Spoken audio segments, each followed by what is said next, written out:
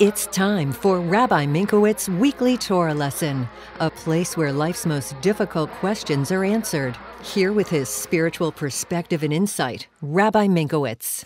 Welcome to our weekly Torah portion. This week's Torah portion is Parshat Toldot. We will be discussing an important question, and that is, how can you attain real joy, Simcha? As we know that joy and Simcha is the key to all blessings in our lives.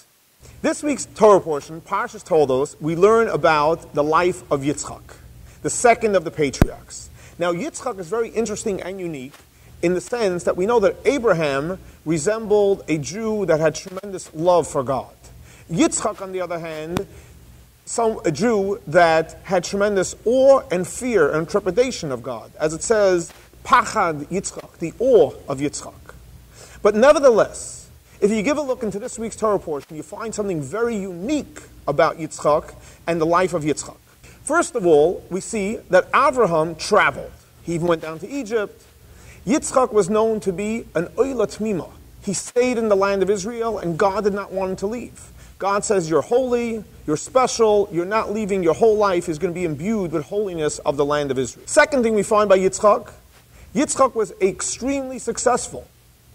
As the Torah tells us, Vayelech halach v'gadol ad ki gadol mi'od. He had tremendous success in whatever he touched. The Torah tells us that with the wells that Yitzchok dug, he named them Rechovot, coming from the word of harchava, abundance, that whatever Yitzchok did had tremendous abundance.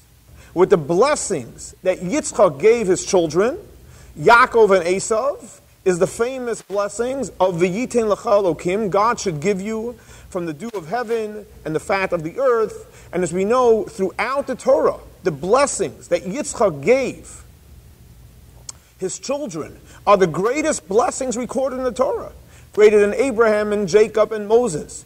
And the Rebbe says we don't find blessings anywhere in the Torah as great as the blessings that Yitzchak gave his children. Yitzchak was much more successful, and his blessings are so much more powerful.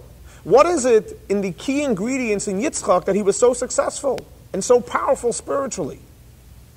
So the Rebbe explains as follows, and he says like this, that when you look at the difference between Ava and Yira, love and awe, the Rebbe says that Ava, what does Ava mean? When someone says, I love you. So what's the first word they use? I. That means it's all about me. I love you. I love you. The real issue is it's all about me. So therefore, since it's all about me, the love is limited to my capabilities of loving you. Versus, when it comes to Yira, the Rebbe says, what is the idea of Yira? The idea of Yira is you're in awe of the other person. That means you're moving yourself away. You're creating an empty space because you believe that the other person is the most powerful thing that exists. So in other words, when Yitzchak's relationship with God, true, he loved God, but as an introduction to his love for God, he basically created a real space of respect for God, and therefore, the love that he was able to have for God afterwards was much greater and much more powerful and much more potent and much more successful. So in other words, even though Ava, on the revealed level, is the place that brings you close to God, but through the Yira as an introduction of creating the empty space, you will be able to have a deeper connection with God and a much more of a blessed connection.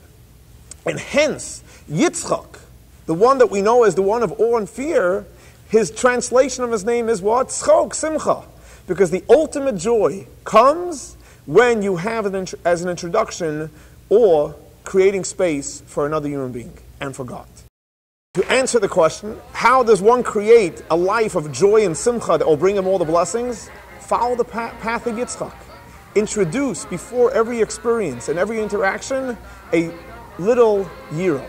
Create real space for the other person and for God, then you will have the ultimate of simcha, which will give you the ultimate of blessings.